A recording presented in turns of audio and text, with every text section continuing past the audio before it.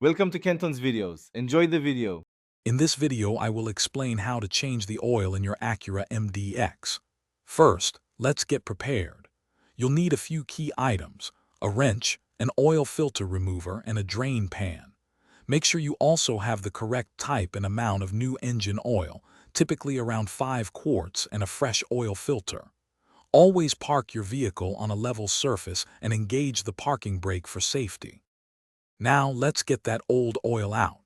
Safely raise your vehicle or slide underneath to locate the oil drain plug, usually at the bottom of the oil pan.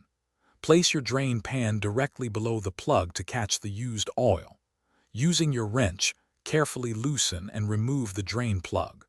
Allow all the old oil to completely drain into the pan, which might take several minutes. With the old oil drained, it's time for the new filter. Use your oil filter wrench to remove the old filter. Before installing the new one, apply a thin layer of fresh engine oil to its rubber gasket. This helps create a good seal. Hand tighten the new filter until snug, then give it about a 3/4 turn more. Finally, reinsert and securely tighten the drain plug. Now for the fresh oil. Locate your engine's oil fill cap, usually marked with an oil can symbol. Carefully pour in the recommended amount of new engine oil, typically around 5 quarts. Replace the cap, then start your engine and let it run for about 30 seconds. Turn it off, wait a few minutes, then check the oil level with the dipstick and add more if needed.